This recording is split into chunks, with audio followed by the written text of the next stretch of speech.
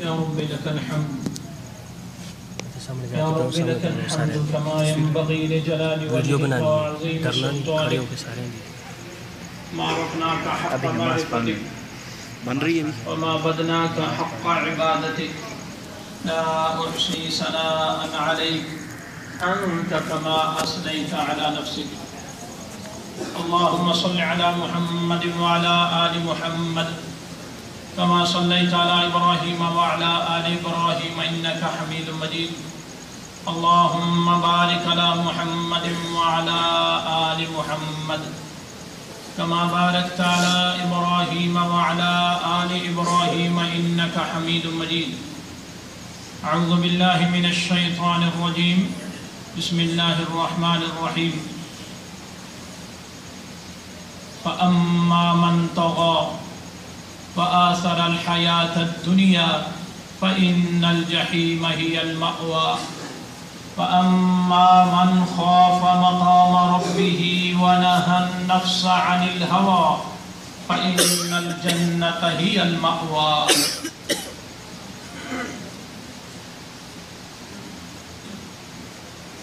فأما من طغى بس لیکن جس نے سرکشی کی، جس نے بغاوت کی، جس نے نافرمانی کی، وآثر الحیات الدنیا دنیا کی زندگی کے پیچھے پڑا رہا، فإن الجحیم ہی المأوى بس بے شک جہنم اسی کا ٹھکانہ ہے۔ وأما من خاف مقام ربه ونهى النفس عن الهوى اور جو شخص اپنے رب کے سامنے کھڑا ہونے سے ڈر گیا اور اپنے آپ کو خواہشات سے اس نے بچا لیا، فإن الجنة هي المأوى بس بے شک جنت اسی کا ٹھکانہ ہے۔ کون جائے گا جنت میں، کون جائے گا جہنم میں؟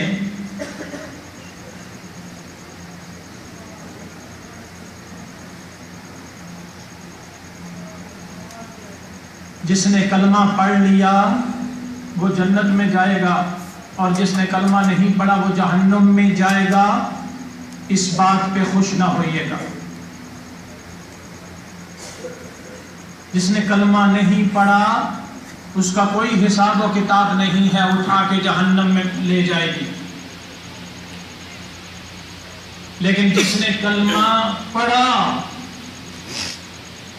اس کا ترازو لگے گا، اس کا کانٹا لگے گا، اس کا تول ہوگا، اور اللہ کے سامنے سب سے پہلے اس کا حساب و کتاب ہوگا کہ نماز پوری ہوئی ہے کہ نہیں۔ کسی کافر سے اللہ نماز کے بارے میں نہیں پوچھیں گے، ان کا محمد علیہ السلام کا انکار کرنا ہی کافی ہے۔ اللہ نماز کے بارے میں اس کو پوچھیں گے جس نے کلمہ پڑھا ہے۔ جو کلمہ پڑھ لے وہ جنت میں چلا جائے گا۔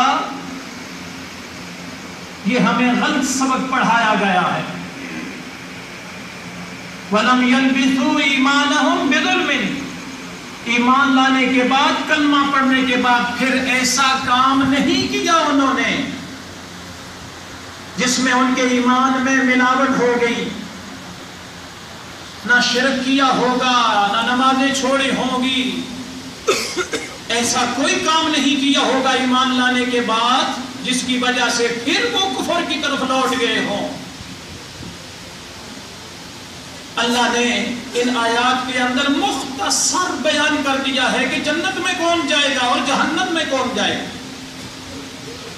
چند منٹوں کے لیے میں انہی آیات کی تفسیر گوش گزار کرنا چاہتا ہوں۔ فرمایا فَأَمَّا مَن طَغَىٰ بس لیکن جس نے سرکشی کر دی، جس نے بغاوت کر دی، جس نے نافرمانی کر دی۔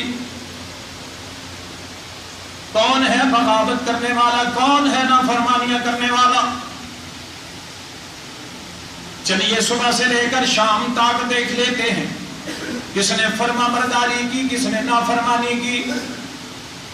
ساری دنیا نے صبح کی، سارے صبح اٹھے، کوئی آدمی صبح اٹھا، اٹھتے ہی اس نے کیا کیا؟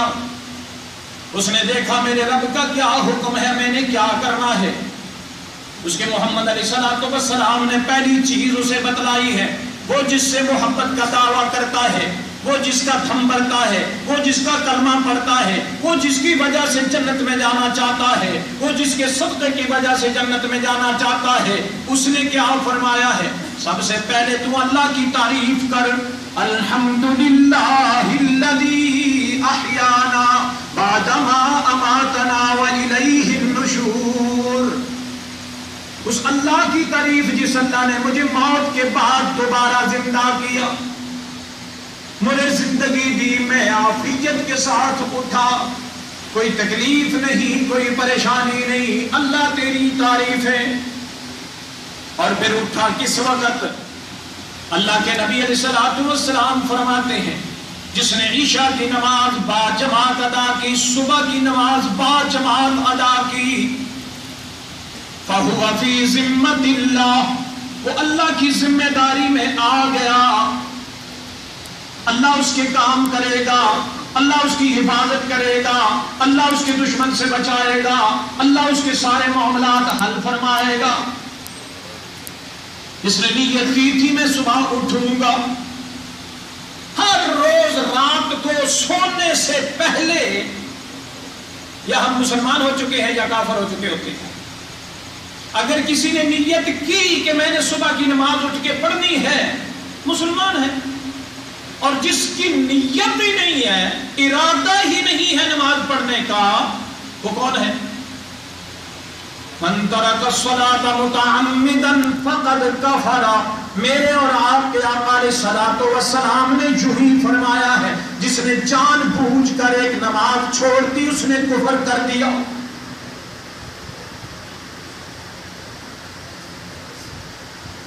یہ بازار جو بند ہوتے ہیں میرے نبی کے زمانے سے بند ہوتے تھے، کوئی بے نمازی نہ ہو۔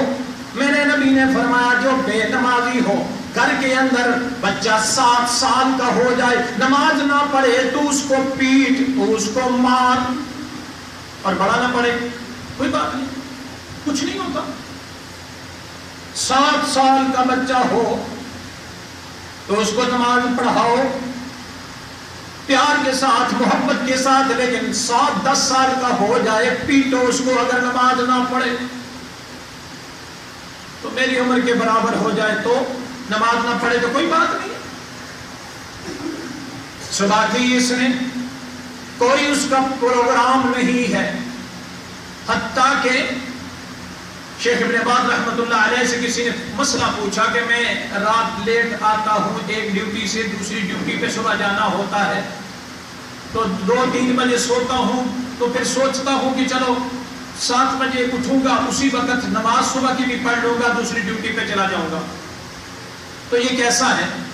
فرماتے ہیں کلمہ پڑھ، توبہ کر، استغفار کر، تو کافر ہو چکا ہے، مسلمان نہیں رہا، کیونکہ تو نے اللہ نے جو وقت پہ نماز فرض کی ہے، نماز بھی فرض کی اور وقت بھی فرض کیا ہے، تو نے اللہ کے فرض کا انکار کر دیا ہے۔ اللہ کی کسی ایک نقطے کا کوئی انکار کرے تو وہ کافر ہو جاتا ہے، تو نے تو پورے حکم کا انکار کر دیا۔ ذرا سوچئے میں جب صبح اٹھوں تو کس حال میں، 7 بجے اٹھا ہوں، سورج نکلنے کے بعد اٹھا ہوں، ڈیوٹی ٹائم پہ اٹھا ہوں، یا نماز کے لیے اللہ کی آواز جب آئی الصلاۃ خیر من النوم، لوگوں جہاں والو نماز نیند سے بہتر ہے۔ کس نے کہا ہے؟ اللہ نے آواز لگوائی ہے، اللہ نے مؤذن سے آواز لگوائی ہے، نماز نیند سے بہتر ہے۔ یہ مومن ہے، اللہ کی آواز کے اوپر لبیک کہتا ہے، اس کا یقین ہے میری نیند اللہ کی قسم بہتر نہیں، نماز بہتر ہے۔ نماز چھوڑ دی، لیکن بغاوت کرنے والا کون ہے؟ وہ کہتا ہے جیسے ہی جاگ آئی تو اپنے کانوں کو دباتا ہے، دوسری طرف کروٹ لیتا ہے، سو جاتا ہے۔ اگر اس کے کمرے میں کوئی اٹھنے والا ہے تو اس کو بھی کہتا ہے تکلیف نہ دیا کر، تو پڑھنی ہے تو پڑھ لو، مجھے تکلیف نہ دو۔ ارے تو مسلمان نہیں ہے کیا؟ وہ اس کو بھی ڈانٹتا ہے۔ یہ کون ہے؟ وَأَمَّا مَن طَغَىٰ، یہ وہ ہے جس نے سرکشی کر دی ہے۔ یہ وہ ہے جس نے بغاوت کر دی ہے، جس نے اللہ کی حدوں کو توڑ دیا ہے، اللہ کی حدوں کو کراس کر دیا ہے۔ اللہ اکبر۔ میرے نبی فرماتے ہیں جب اذان ہو جاتی ہے جو نہیں اٹھتا شیطان اس کے کانوں کے اندر پیشاب کرتا ہے۔ کون؟ کتے سے جو زیادہ پلیت ہے وہ شیطان ہے۔ کتے کا پیشاب آپ برداشت کر سکتے ہیں اپنے بستر پہ بھی؟ شیطان کانوں میں پیشاب کرتا ہے۔ نہیں مولوی صاحب نہیں ایسا نہیں ہو سکتا، میں تو صبح اٹھ کے دیکھتا ہوں کچھ بھی نہیں ہوتا۔ تیرا ایمان ہی نہیں میرے محمد علیہ السلام کی سچی زبان پر، تیرا یقین ہی نہیں ہے نا، تو مسلمان ہی ابھی نہیں ہوا نا۔ جب میرے پیغمبر کی زبان پر تجھے یقین آ گیا، میرے پیغمبر کی نکلے ہوئے ایک ایک جملے پہ جب تجھے یقین کامل آ گیا، پھر تو مومن بنے گا، پھر مسلمان بنے گا۔ ابھی تجھے یقین نہیں ہے، تجھے نظر نہیں آئے گا۔ اللہ اکبر۔ یہ اٹھا نہیں سویا رہا، جس وقت بھی اٹھا تو اٹھ کے کہاں گیا؟ دوڑا دوڑا، ہاتھ میں اس نے سیفٹی پکڑی، شیشہ لیا۔ جس وقت بھی اٹھا تو جا کے ایک اور بغاوت کرنے لگا۔ میرے نبی کی سنت داڑھی کو سب سے پہلے اس نے صاف کرنا ہے، لیکن ٹھہریے پہلے ذرا لیٹرین سے ہو آؤں۔ اب لیٹرین جانے لگا۔ ایک مسلمان لیٹرین جا رہا ہے اور ایک غیر مسلم لیٹرین جا رہا ہے۔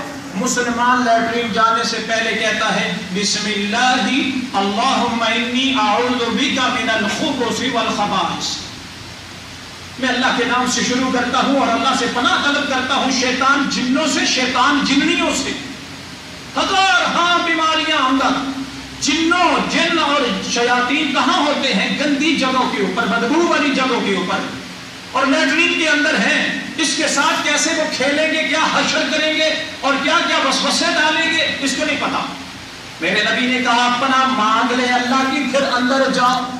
یہ کہتا ہے مجھے جن ہو گئے، وہ بھاگ رہا ہے، وہ بھاگ رہا ہے، میرے بیٹے کے ہو گئے، میری بیٹی کی ہو، لیکن میرے پیغمبر کی زبان پہ یقین نہ کیا۔ تو ذرا یہ پڑھ کے تو اندر جا، تجھے اللہ بچا کے رکھے ان ساری چیزوں سے۔ ایک اللہ کے رسول سے محبت نہ کرنے والا جو ہی اندر گیا، سگریٹ ہاتھ میں، ساتھ میں پیشاب کر رہا ہے، اوپر سے بھی ڈال رہا ہے، نیچے سے بھی نکال رہا ہے۔ اتنی بےہودہ بات ہے، لیکن اسے شرم نہیں آتی۔ کیا یہ میرے پیغمبر کا غلام ہے؟ فَأَمَّا مَنْ طَغَىٰ، جس نے سرکشی کر دی، میرے نبی نے تو فرمایا جب تو ننگا ہو تو کوئی کام نہ کر، کوئی کام نہ کر، کوئی بات نہ کر، سوائے کوئی ضرورت معاملہ پڑ جائے۔ اس لیے کہ فرشتے اللہ کے تم سے حیا کرتے ہیں جب تم ننگے ہوتے ہو، جدا ہو جاتے ہیں اور پھر قریب نہیں آتے، شرم آتی ہے انہیں، تمہارا حیا کرتے ہیں، تمہیں دیکھنا نہیں چاہتے ننگی حالت میں، لیکن جب تم کوئی ایسی حرکت کرتے ہو انہیں لکھنا پڑتا ہے، وہ قریب آتے ہیں، وہ شرماتے ہیں تم سے۔ لیکن کون میرے پیغمبر کی زبان پہ یقین رکھے گا جو میرے پیغمبر کے ساتھ سچی اور سچی محبت کرنے والا ہوگا؟ صدیاں بیت گئیں، زمانہ بیت گیا، میں نے ہر جملہ یاد کر لیا، مجھے انگریزی آ گئی، مجھے بڑے بڑے جملے آ گئے، لیکن میرے پیغمبر کی زبان سے نکلے ہوئے جملے مجھے کبھی بھی یاد نہ رہے۔ بیت الخلاء میں داخل ہوتے وقت کے باہر نکلا، ایک غیر مسلم بھی اندر گیا، ایک مسلم بھی اندر گیا اور باہر نکلا، دونوں میں فرق کیا ہے؟ مسلمان اندر باہر نکلتا ہے تو فوراً کہتا ہے غفرانک، اللہ تو بہت بخشنے والا ہے۔ کیوں؟ اللہ کے نبی نے یہ سکھلایا ہے جملہ، کیوں؟ اس لیے کہ جتنی دیر وہ اندر رہا اتنی دیر اس نے اللہ کا ذکر نہیں کر سکا، تو جب باہر نکلا تو اس نے فوراً استغفار طلب کی اللہ سے پہلے، کیونکہ مومن ہر وقت ذکر میں لگا رہتا ہے۔ اس نے غفرانہ کا پڑھا، اللہ تو بہت بخشنے والا ہے، تو جو مجھے معاف کر، اور ساتھ میں اللہ اکبر، الحمدللہ الذی اذهب عني الاذى وعافاني، اس اللہ کا شکر ہے جس اللہ نے مجھ سے یہ تکلیف پیشاب پخانے والی دور کی ہے اور مجھے عافیت دی ہے. پورا پیشاب نہ نکلے، پورا پخانہ نہ نکلے، اندر بے شمار بیماریاں لگتی ہیں. جتنی بھی ہمیں بیماریاں لگتی ہیں نا یہ اسی سے لگتی ہیں. خون کے اندر پوری صفائی نہیں ہوتی اور پھر اندر جسم خراب ہونا شروع ہو جاتا ہے. لیکن مومن آدمی جب یہ پڑھتا ہے تو میرا رب کیا کہتے ہیں، وَإِن شَكَرْتُمْ لَأَزِيدَنَّكُمْ، شکر ادا کرو کہ میں اور دوں گا. اگلے وقت اللہ ہاضم کر کے پھر اس کی صفائی کر دیتے. ایک مومن میں اور ایک صرف دعویٰ کرنے والے میں فرق کیا ہے؟ فَأَمَّا مَن طَغَىٰ، جس نے سرکشی کر دی، جس نے بغاوت کر دی، باہر نکلا اندر باتیں کرتے کرتے شیشے کے سامنے کھڑا ہو گیا، سب سے پہلے اپنی داڑھی کو صاف کرنے لگا، کترنے لگا. ارے تو محبت نہیں کرتا اللہ کے نبی سے؟ جی میں محبت تو کرتا ہوں، مجھے داڑھی پسند نہیں ہے. اچھا، میرے نبی علیہ الصلوۃ والسلام کے سامنے مجوسی آئے اور سفیر بن کے آئے، اور سفیر کی عزت خود اللہ کے نبی نے فرمایا ہے بہت عزت کی جائے، تقریم کی جائے ان کی. لیکن اللہ کے نبی نے جب انہیں دیکھا کہ ان کی داڑیاں بالکل صاف ہیں تو اللہ کے نبی نے اپنا چہرہ یا نمبر دوسری طرف پھیر لیا. میں تمہیں دیکھنا نہیں چاہتا، ظالموں یہ تم نے کیا کر رکھا ہے کہ اتنی داڑھی صفا کرتی ہے. کہا کیا کریں، ہمارے بادشاہ نے ہمیں حکم دیا ہے. فرمایا میرے رب نے مجھے رکھنے کا حکم دیا ہے. کس نے؟ میرے رب نے مجھے رکھنے کا حکم دیا ہے. لوگ کہتے ہیں فرض نہیں ہے. اللہ کے نبی فرماتے ہیں میرے رب نے مجھے رکھنے کا حکم دیا ہے. فرض ہے، تجھے میرے پیغمبر کی زبان پہ یقین نہیں ہے. اللہ اکبر. فَأَمَّا مَن طَغَىٰ، لیکن جس نے سرکشی کی، لیکن جس نے بغاوت کی، تو یہ سمجھتا ہے کہ میں خوبصورت بن گیا ہوں. اللہ کی قسم تو بغاوت کر گیا ہے. میرے رب کی تجھ پہ ناراضگی آ گئی. صبح ہی صبح تیرا رب تجھ سے ناراض ہو گیا. نہیں، داڑھی مونڈنے سے اللہ ناراض نہیں ہوتا. کیوں کہ نہیں ناراض ہوتا؟ اللہ کی قسم کبھی اپنی علیحدگی میں بیٹھ کے سوچ لینا کہ اللہ ناراض ہوتا ہے کہ نہیں. اللہ کو تو میرے نبی والا چہرہ پسند آتا ہے. تو ایسے ہی محبت کرنے والا ہے کہ یا رسول اللہ میں صدقے تو جاتا ہوں لیکن داڑھی منڈو منواتا ہوں. ہاں. اما من طغیٰ، لیکن جس نے سرکشی کی، جس نے بغاوت کی. چلتے جائیے میرے بھائیو. ایک آدمی مومن گھر سے نکلا، میرے پیغمبر نے فرمایا جو آدمی گھر سے نکلے تو کہہ دے بسم اللہ توکلت علی اللہ، اللہ کے نام کے ساتھ اور میں اسی پہ توکل کرتا ہوں. اللہ فرماتے ہیں لو میرے ذمے میں آ گیا، اب اس راستے میں کوئی تکلیف نہ ہوگی، یہ میری ذمہ داری میں آ چکا ہے. میرے پیغمبر نے یہ فرمایا. لیکن ہم کیسے نکلتے ہیں؟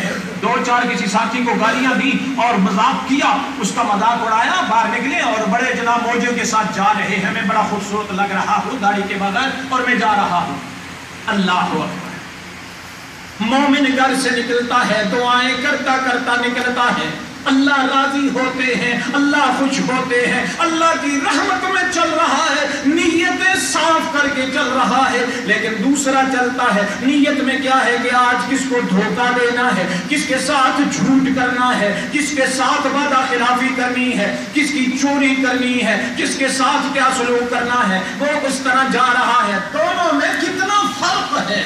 اما من طغیٰ، بس لیکن جس نے سرکشی کی، جس نے بغاوت کی. اللہ کی قسم میرے بھائیوں، صبح سے لے کر میں شام تک گنتا رہوں تو جناب وقت ختم ہو جائے گا. لیکن یہ چیز ختم نہیں ہوگی کہ باقی کون ہے، نافرمان اور فرما بردار کون ہے.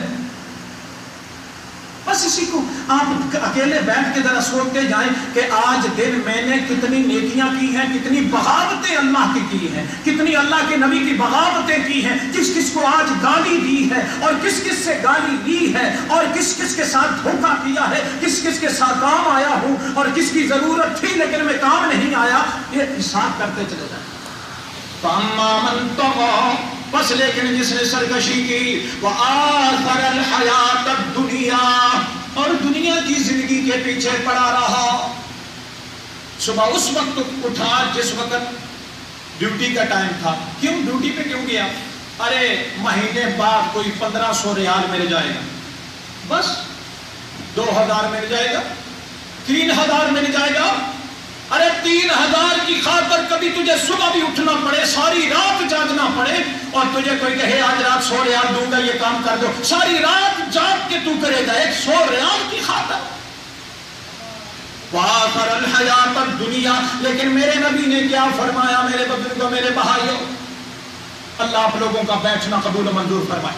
میرے نبی نے فرمایا صبح کی 2 سنتیں، صبح کی 2 سنتیں، دنیا وما فیہا، دنیا اور جو کچھ اس کے اندر ہے، جس کے پاس جو کچھ ہے، جو کچھ اس کے اندر خزانے دفن ہے، سارے کے سارے ایک طرف، لیکن میری صبح کی 2 سنتوں کا اجر، ثواب، فائدہ ایک طرف. سبحان اللہ. وہ اس سے بھی افضل ہے. ارے کلو سونا تجھے مل جائے تو کیا تصور اپنے آپ کو کرنے لگ جائے؟ لیکن ذرا سوچ، 2 رکعتوں کے بدلے میں ساری دنیا مل جائے گی آخرت کی. کیا آخرت کے اندر تو اللہ کی جنت میں جا کے خریداری کرے گا؟ اللہ اکبر. لیکن کون یقین رکھے گا؟ جو میرے پیغمبر کا سچا غلام ہے وہی یقین رکھے گا. یہ سنت کا ثواب ہے تو فرض کا ثواب کیا ہوگا جانتے ہیں؟ کبھی سوچا آپ نے میرے پیغمبر کی ایک ایک سنت، اس کا کیا ثواب و اجر ہے؟ اللہ تعالیٰ فرماتے ہیں وآخر الحیات الدنیا، دنیا کی زندگی کے پیچھے پڑا رہا. ساری محنت، ساری کوشش، کیلکولیشن اس کی کیا ہوتی تھی، کہاں سے آئے گا، کہاں لاؤں گا، کدھر جائے گا، کیا ہوگا، یہی سوچتے سوچتے سو گیا، حساب کرتے کرتے سو گیا. صبح اٹھا تو بھاگنے لگ گیا اس دنیا کے پیچھے. آگے آگے رزق ہے، پیچھے پیچھے یہ ہے. حالانکہ مومن کا یقین کیا ہے؟ جب میں پیدا ہوا تھا میرے رب نے لکھ دیا تھا اتنا اس کو رزق ملے گا، بس. اللہ کی قسم سر پتھر پہ مار، اس سے بڑھ نہیں سکتا. اور جتنا تجھے ملا ہے وہ میرے رب نے لکھا ہوا تھا تب ملا ہے. اور اگر تو صرف اللہ کا بن جاتا تو یہ رزق تیرے پیچھے پیچھے آتا. کہتے ہیں اللہ نے رزق لکھ دیا ہے، انسان گم ہو جاتا ہے، رزق پریشان ہوتا ہے کہ میں کہاں ہے یہ میں اس کی طرف پہنچوں. رزق کو تیرے گھر کا پتا ہے، رزق کو تیرے ٹھکانے کا پتا ہے، رزق تیرے گھر پہ آ جائے. حضرت علی رضی اللہ تعالی عنہ کہیں جا رہے تھے، ان کے ہاتھ میں ایک گھوڑی تھی. تو باہر ایک بندہ کھڑا تھا، انہوں نے کہا کہ میں 2 رکعت نماز پڑھ لوں اس مسجد کے اندر. تو اس کو گھوڑی پکڑائی اور اندر چلے گئے نماز پڑھنے کے لیے. باہر آئے تو گھوڑی باندھی ہوئی تھی اور اس کے اوپر جو کاٹھی تھی، اس کی زین تھی، وہ نہیں تھی. وہ بندہ لے کے باہر گیا. حضرت علی نے کہیں ضروری جانا تھا، بڑے پریشان ادھر ادھر دیکھا، اچانک ان کا غلام کسی طرف سے وہاں پہنچ آیا. کہا امیر المومنین کیوں؟ کہا اس طرح میں نے وہ ایک آدمی کو گھوڑی پکڑائی ہے تو وہ بھاگ گیا ہے لے کے. چلو کوئی بات نہیں، میں ضروری جانا ہے، یہ 4 ریال پکڑ اور فوراً جا بازار میں، فوراً جو ہے وہ کاٹھی خرید کے لا، میں نے جانا ہے. وہ بازار گئے تو دیکھا تو وہی کاٹھی، وہی زین وہ شخص بیچ رہا ہے بازار کے اندر. اس کو پوچھا کتنے پیسے، اس نے کہا 2 ریال. اب وہ جلدی میں تھا پیچھے سے کوئی پکڑ نہ لے، اس نے 2 ریال دیے، وہ زین خرید کے واپس آ گئے. حضرت علی کہنے لگے یہ تو میری ہے. کہا امیر المومنین وہی بیچ رہا تھا اور میں اس سے لے آیا ہوں، پکڑا نہیں ہوں کہ آپ کہتے ہیں مجھے جلدی میں جانا ہے، بڑا رولا بنے گا. فرمایا دیکھو میں جب اندر گیا تھا تو 2 ریال میں نے نکالے تھے کہ یہ اس کو بعد میں دوں گا، لیکن اس نے حلال لینے کے بجائے اللہ نے وہی 2 ریال اس کے لیے تھے، اس نے وہ 2 ریال حرام کما کے لے لیے. دینے میں بھی 2 ہی تھے اگر وہ نہ بھاگتا، لیکن اس نے دیے 2 ہی، آئے اس کے پاس 2 ہی، لیکن حرام کے ذریعے، حلال کے ذریعے. آپ کے پاس جو آئیں گے وہ آئیں گے، یا حلال کے ذریعے یا حرام کے ذریعے. اللہ نے آپ کی قسمت میں لکھی ہے وہ آ کے رہیں گے. لیکن وآخر الحیات الدنیا، دنیا کی زندگی کے پیچھے پڑا رہا. ایک مومن ہے نماز چھوٹ جائے روتا ہے، ایک وہ ہے جس کو نمازوں کی پرواہ نہیں لیکن ریال چھوٹ جائے تو پریشان ہو جاتا ہے. فرق ہے دونوں. وآخر الحیات الدنیا، دنیا کی زندگی کے پیچھے پڑا رہا، فَإِنَّ الْجَحِيمَ هِيَ الْمَأْوَىٰ، بس بے شک جہنم اسی کا ٹھکانہ ہے، وہی جہنم میں جائے گا۔ میرے دوستوں اور میرے بزرگوں، میرے بھائیوں، یہ جو کنسپٹ ہے نا کہ جس نے کلمہ پڑھ لیا بس وہ جنت میں جائے گا، یہ اس صورت میں ہے کہ آپ کے ایمان کو ذرہ برابر ملاوٹ نہ ہوئی ہو، نہ شرک کی، نہ میرے پیغمبر کی کسی نافرمانی کی، بدعت کی، اور نہ وہ کام جس پہ اللہ کے نبی نے یا اللہ نے اشارہ کر دیا ہے کہ اس کام کی وجہ سے کوئی مسلمان نہیں رہتا۔ آپ کو پتا ہے نواقض اسلام کو توڑ دینے والی چیزیں، ہر انسان کو، ہر مسلمان کو یہ پڑھ کے رکھنی چاہیے، اپنے گھر میں لکھ کے رکھنی چاہیے، اپنے بچوں کو سکھانا چاہیے کہ بیٹا ان چیزوں کے قریب نہ جانا، کیونکہ اسلام ٹوٹ جاتا ہے، کلمہ پڑھتے ہوئے بھی بندہ مسلمان نہیں رہتا۔ نواقض اسلام ایک پورا چیپٹر ہے احادیث کے اندر۔ اللہ اکبر۔ وَأَمَّا مَنْ خَافَ مَقَامَ رَبِّهِ، لیکن وہ آدمی جو اپنے آپ کو اپنے رب کے سامنے کھڑا ہونے سے ڈر گیا،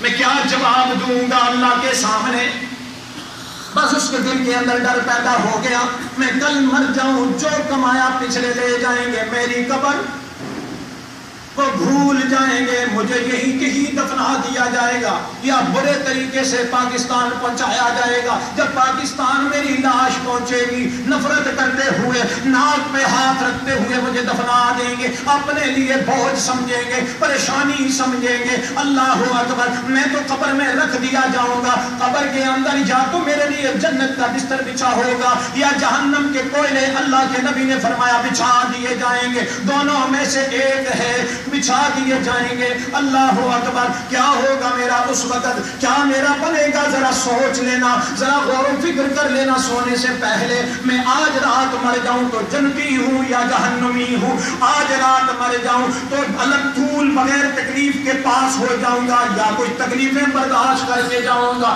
اللہ کے نبی فرماتے ہیں اگر مجھے ڈر نہ ہو کہ تم اپنے مردوں کو دفنانا چھوڑ دو گے تو میں اللہ سے دعا کرتا کہ اللہ رب ذوالجلال قبر کا عذاب تمہیں سناتے، اور قبر کا عذاب بڑے بڑے گناہوں نہیں، چھوٹے چھوٹے گناہوں سے بھی ہوگا۔ مثلا ایک بندے کی بات اس کی تھی، اس کو جا کے کہہ دی، اللہ کے نبی نے فرمایا قبر میں عذاب ہوگا۔ پیشاب کی چھینٹوں سے نہیں بچا، اللہ کے نبی نے فرمایا قبر میں عذاب ہوگا۔ یہ عام چھوٹے چھوٹے گناہ۔ تو جس نے بڑا گناہ کیا، رات کو گانا سن کے سویا، فلم دیکھ کے سویا، اس کو کچھ نہیں ہوگا، اس کو کچھ نہیں ہوگا۔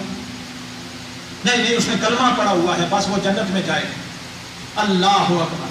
اللہ کے رسول صلی اللہ علیہ وسلم فرماتے ہیں حضرت سعد رضی اللہ تعالیٰ عنہ فوت ہو گئے، ان کے جنگ کے اندر بائیں بازو کے اوپر زخم آیا، کٹ گیا، تو وہ بند نہ ہو سکا، بڑی کوشش کی لیکن خون بند نہ ہوا، کیونکہ دل کی قریب رگ ہوتی ہے، تو وہ شریان پھٹ گئی، تو خون بہتے بہتے حتیٰ کہ اللہ کے نبی نے فرمایا میں اس کی خود تیمارداری کروں گا۔ گھر والوں کو کہا کہ اس کو مسجد نبوی میں لے آؤ۔ اللہ کے نبی خود تیمارداری کرتے تھے اس صحابی کی، لیکن جاں بار نہ ہو سکے، شہید ہو گئے۔ تو ان کا جنازہ اٹھا، جب جنازہ اٹھا تو جنازہ بڑا ہلکا تھا۔ صحابہ نے کہا پتہ نہیں جنازہ ہلکا ہے، اللہ جانتا ہے یہ اس کے معاملے کیا تھے۔ اللہ کے نبی کو بات پہنچ گئی، تڑپ گئے، فرمایا میرے صحابہ تم کہتے ہو کہ سعد کا جنازہ ہلکا ہے، سنو، جب سعد کا روح نکلی، سعد کی موت آئی سعد کو، تو اس وقت اللہ کا عرش بھی کانپ اٹھا۔ اتنا پیار تھا اللہ کو، اتنی محبت تھی اللہ کی مخلوق کو اس سعد کے ساتھ، جب اس کو موت آئی تو اللہ کا عرش بھی کانپ اٹھا، اور اللہ نے آسمان سے 70,000 فرشتوں کو بھیجا ہے اس کا جنازہ اٹھانے کے لیے اور اس کا جنازہ پڑھنے کے لیے۔ اس کا مطلب ہے مومن آدمی جب مرے تو فرشتے آسمان سے جنازہ پڑھنے کے لیے آتے ہیں، بات یاد رکھیے گا، اور کبھی کبھی دعا کیا کریں اللہ میں جب مروں تو آسمان سے فرشتوں کو میرے جنازے پہ بھیجیں۔ تو اللہ کے رسول صلی اللہ علیہ وسلم اس صحابی رسول کو جب دفنایا ابھی قبر پہ کھڑے ہی تھے تو اچانک اللہ کے نبی کا چہرہ متغیر ہو گیا، آپ کا رنگ سرخ ہو گیا، آپ پریشان ہو گئے اور بے اختیار کہنے لگے اللہ اکبر اللہ اکبر اللہ اکبر سبحان اللہ الحمدللہ لا الہ الا اللہ۔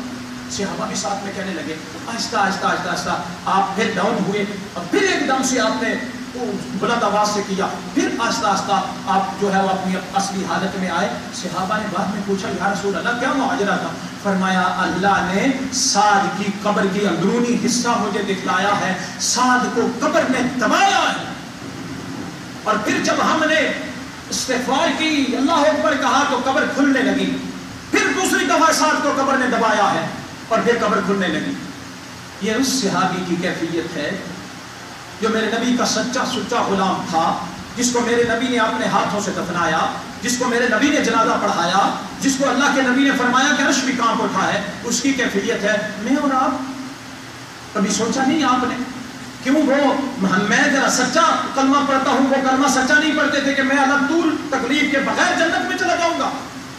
ارے میرے بھائی کبھی سوچا کر، کبھی رویا کر اپنے گناہوں پر، اللہ کہاں کہاں تو مجھے پکڑ لے گا مجھے نہیں پتا، اور جو پریشان ہوتا ہے اللہ اسے معاف کر دے، صرف ایک دفعہ کہہ دے اللہ مجھ سے غلطی ہوئی ہے، اللہ معاف کر دیتے ہیں۔ اور جس نے کہا اور نہیں تو کہے یار نماز پڑھنے جاؤ اور یار دیکھ لیں کہ جب نماز آئی تو پڑھ گیا، اللہ اکبر بغاوت۔ لیکن ایک وہ ہے وَأَمَّا مَنْ خَافَ مَقَامَ رَبِّهِ، جو اپنے رب کے سامنے کھڑا ہونے سے ڈر گیا، وَنَهَى النَّفْسَ عَنِ الْهَوَىٰ، اپنے آپ کو خواہشات سے اس نے بچا لیا، آرزوؤں سے بچا لیا۔ کیا خواہشیں ہیں؟ میرے اللہ کی فرما برداری، میرے نبی کی فرما برداری کے مقابلے میں جو کچھ ہے وہ خواہش ہے۔ بےہودگی دیکھنا، بے شرمی دیکھنا، یہ خواہش ہے۔ وہ دھوکہ دینا اور یہ ساری چیزیں یہ خواہشیں ہیں۔ جتنا کوئی کچھ دے گا، کوئی خبریں دینے والے بھی سامنے آتی ہے وہ نگاہ جھکا لیتا ہے، کلمہ سنتا ہے نگاہ جھکا لیتا ہے، مجبوری ہے نگاہ جھکا لیتا ہے۔ یہ ہے وَلِمَنْ خَافَ مَقَامَ رَبِّهِ جَنَّتَانِ، جو اپنے رب کے سامنے کھڑا ہونے سے ڈر گیا اسے دو جنتیں دی جائیں گی، دو جنتیں۔ میرے کہ رب کے وعدے سچے ہیں، جھوٹے نہیں۔ اللہ اکبر، کوئی اللہ سے ڈر تو جائے نا، اور صرف اللہ سے ڈرتے ہوئے گناہ کو چھوڑ۔ اتنے خوش ہوتے ہیں اللہ، اتنے خوش ہوتے ہیں، اور دل میں جو رونق پیدا ہوتی ہے، جو نور پیدا ہوتا ہے، جو ایمان پیدا ہوتا ہے، اس کے بارے میں آپ کیا ہی کچھ نہیں سکتے۔ یہ ایک لذت ہے، ایک مٹھاس ہے، ایک ایمان ہے۔ اللہ وَأَمَّا مَنْ خَافَ مَقَامَ رَبِّهِ وَنَهَى النَّفْسَ عَنِ الْهَوَىٰ، اپنے آپ کو خواہشات سے بچا لیا، آرزوؤں سے بچا لیا۔ خواہشات سے بچنے کے لیے دیکھتا ہے یار نہیں بچ سکتا، وہ بھی ہو جاتا ہے، کیا کروں؟ وہ کیا کرتا ہے کہ اذان ہوتے ہی نماز کو آ جاتا ہے۔ اس کی وجہ سے خواہشیں بڑی ختم ہوتی ہیں، یاد رکھنا۔ اگر آپ اذان ہوتے ہی نماز تو پڑھنی ہے، اب پڑھتے ہوں گے، لیکن اذان ہوتے ہی جب آ جائے مسجد میں تو خواہشوں کا چکنا چور ہو جاتا ہے، کیونکہ مزے کی محفل میں آپ بیٹھے ہوئے ہیں، اذان ہوئی چلو ایک دم سے یوں ٹرن آپ آگے مسجد کو۔ صبح تہجد کے وقت اٹھنا، خواہ 2 رکعتیں پڑھ لیا کریں اذان سے پہلے، تو یہ انسان کے دل کو قابو میں رکھتا ہے اور خواہشیں چکنا چور ہو جاتی ہیں، جیسے کوئی چکی کے نیچے پیس دے کسی کانچ کو، ایسے پیسی جاتی۔ اور اسی طریقے سے قرآن مجید کی تلاوت جتنی کریں، جتنی تلاوت، کوئی وقت نہیں ملتا، اذان ہوگی جلدی آ جائیں، 2 نفر پڑھ کے تلاوت شروع کر دیں۔ اس کی وجہ سے خواہش دل جو ہے وہ بڑا قابو میں رہتا ہے اور دل کے اوپر چکی چلتی ہے، جتنے بھی ایسی خواہشیں ہوتی ہیں مر جاتی ہیں۔ اور کچھ اور طریقے ہیں، ان کو بھی آزما لیجیے۔ اللہ اکبر، جو اللہ کے سامنے کھڑا ہونے سے ڈر گیا اور اپنے آپ کو خواہشات سے اس نے بچا لیا۔ فَإِنَّ الْجَنَّةَ هِيَ الْمَأْوَىٰ، اور جہاں والوں بس جنت اسی کا ٹھکانہ ہے، اسی کا ٹھکانہ ہے۔ کون سی جنت؟ آخری باتیں کر کے میں ملحوظات ختم کرتا ہوں۔ آپ لوگ کام کرنے والے ہیں اور آپ کو پتہ نہیں ہے کہ آپ کتنے مومن ہیں، 5 وقت کی نماز پڑھیں اور رزق حلال کمائیں، یہی بہت بڑے ولی اللہ کا کام ہے، ولی اللہ کا۔ ہم سمجھتے ہیں ولی اللہ وہ ہے جو سارے کام چھوڑ کے بس مسجد میں یا کلی کوئی بنا لے وہاں بیٹھا رہے، وہ ولی اللہ نہیں۔ آپ کے رزق میں سے آپ کے رشتہ دار کھاتے ہیں، ماں باپ کھاتے ہیں، آپ کی اولاد کھاتی ہے، آپ یہاں کماتے ہیں، کبھی روتے ہیں، کبھی پریشان ہوتے ہیں، کبھی بچے یاد آتے ہیں، کبھی وطن یاد آتا ہے، کبھی اور تکلیف ہوتی ہے۔ اللہ ایک ایک تکلیف کو آپ کو ثواب دے گا اگر آپ کی نیت صاف ہے تو۔ اللہ کے نبی نے فرمایا جو لقمہ بیوی کھاتی ہے اس کا بھی اللہ ثواب لکھتے ہیں اس کے نامہ اعمال۔ اللہ کے نبی نے فرمایا جو تین جس کی بیٹیاں ہوں ان کو پال پوس کے بڑا کر کے وہ ان کے الوداع کر دیتا ہے اس کے خامدوں کے ساتھ، وہ جنتی ہے۔ عرض کی یا رسول اللہ جس کی دو ہوں؟ فرمایا جس کی دو ہوں وہ بھی جنتی ہے۔ صحابہ کہتے ہیں اگر ہم پوچھتے جس کی ایک ہو تو آپ فرما دیتے کہ وہ بھی جنتی ہے۔ تو کتنی بیٹیاں ہوں گی جس کے لیے آپ یہاں روٹ رہے ہیں؟ تو آپ کو کچھ نہیں ملے گا، بہت کچھ۔ صرف نیت کو صاف کریں کہ میں اس لیے کر رہا ہوں، کمانے کا بھی مزہ آئے گا، یہاں رہنے کا بھی مزہ آئے گا۔ مومن تو جو کرتا ہے اللہ کے لیے کرتا ہے۔ اللہ اکبر۔ جنت، کس جنت میں جائیں گے؟ کون سی جنت؟ اللہ کے رسول صلی اللہ علیہ وسلم نے فرمایا ادنا جو جنتی ہوگا، ادنا جنتی جنت میں جائے گا تو اس کی جنت کتنی بڑی ہوگی؟ دنیا کا سب سے بڑا قریب جو بادشاہ گزرا ہوگا اس سے 10 گنا بڑی جنت اس کو اللہ عطا کرے۔ اور اللہ کے نبی فرماتے ہیں مومن آدمی وہاں کھڑے ہوں گے، جہاں کھڑے ہوں گے نا وہیں ان کے لیے چھوٹے چھوٹے بچے ہوں گے لولو اور مرجان کی طرح، وہ جام لے کے وہیں پہنچ جائیں گے اور وہاں ہی ان کو جام پیش کریں گے، کبھی انگور کا، کبھی مانگو کا، کبھی شہد کا، کبھی دودھ کا، اور جنت کا دودھ، کبھی کس کا کبھی کس کا، جو خواہش کرے گا مومن کو وہ ملے۔ درخت ہوں گے، فرمایا جنت کا درخت ہے 100 سال تک اس کے نیچے کوئی چلتا رہے اس کا سایہ ختم نہیں ہوگا، اتنا لمبا چوڑا درخت۔ اللہ کے نبی فرماتے ہیں، میرے نوجوان بھائیوں سنیے ذرا، پتہ نہیں ہم سے کتنی غلطیاں اور خطائیں ہوتی ہوں گی بےہودگی دیکھتے ہوئے، اور کافر دنیا اس وقت سب سے زیادہ میڈیا کے ساتھ آپ کے اوپر حملہ کیا ہوا ہے اور شیطان لگے ہوئے ہیں مسلمانوں کے اوپر حملہ کرنے میں، لیکن ہم سمجھ نہیں پا رہے۔ بےہودگی، بے شرمی، اور جب حیا چلا جاتا ہے باقی کچھ نہیں بچتا۔ اب رات کو ایسی بےہودگی دیکھیں، آپ کو صبح کیا جی کرے گا کہ آپ نماز پڑھیں؟ شیطان کنٹرول کرتا ہے اس کے ذریعے سے۔ اللہ کے نبی فرماتے ہیں، سنیے ذرا اور یاد رکھیے، فرمایا دنیا کی، آخرت کی، جنت کی حور، جنت کی حور اگر صرف یہ دنیا کے سارے سمندر جو اتنے کڑوے ہیں، اتنے کڑوے ہیں، تھوڑی دیر کے لیے منہ میں بھی پانی رکھا نہیں جاتا، اگر وہ آسمانوں کی عورت جنت کی حور ان پانیوں کے اندر ایک دفعہ تھوک دے تو دنیا کے سارے سمندر میٹھے ہو جائیں۔ ایسی حور اللہ نے تیرے لیے رکھی ہوئی ہے۔ ارے کبھی اس کی طرف بھی جھانک لیا کر، اس کو بھی یاد کر لیا کر، اور اپنے دل میں کہا کر کوئی عورت ایسی تجھے تنگ کر رہی ہے تو کہا کر ارے میں تو اس جنت کی عورت کا متلاشی ہوں، میں تو اس کے لیے کر رہا ہوں۔ حضرت علی رضی اللہ تعالیٰ عنہ کو اللہ کے نبی پوچھنے لگے، علی جنت کی حوروں کا حق مہر بھی تیار کیا ہے؟ ہاں یا رسول اللہ یہاں حق مہر دیا نہیں جاتا، وہاں بھی حق مہر ہوگا؟ فرمایا ہاں یا رسول اللہ حق مہر کیا ہے؟ فرمایا اگر تم مسجد کی صفائی کرتا ہے، ایک کنکر، ایک کک، کوئی چیز ایسی اٹھا کے باہر پھینک دیتا ہے کہ یہ اللہ کی مسجد ہے، تو یہ تیرے نامہ اعمال میں جنت کی حور کا حق مہر لکھ دیا جاتا۔ اللہ اکبر۔ میرے بھائیوں، ہمارا دین اتنا پیارا دین ہے، اللہ کی قسم، ہمارے محمد علیہ السلام اتنے پیارے ہیں، اتنا کچھ ہمیں بتلایا ہے، ہمارے لیے اتنا کچھ کیا ہے، ہمارے اللہ نے اتنا کچھ رکھا ہے، لیکن ہماری بدبختی کہ کبھی ہم نے ساری دنیا کو پڑھنے کا موقع ہے لیکن قرآن کو ترجمے کے ساتھ پڑھنے کا وقت نہیں ہے۔ اور میرے محمد کی جو زندگی ہے صلی اللہ علیہ وآلہ وسلم، کوئی زندگی کی کتاب، اللہ کے نبی کی سیرت کی کوئی کتاب، وہ میرے سرانے کبھی نہیں ہوگی۔ اللہ سے دعا ہے، اے اللہ جیسے تو نے ان اپنے نبی کے شہروں کے اندر ہمارے رزق کا دروازہ کھولا ہے، اللہ اسی طریقے سے ہمیں اپنے نبی کا سچا غلام بھی بنا کر واپس کرنا۔ وآخر دعوانا ان الحمد للہ رب العالمین۔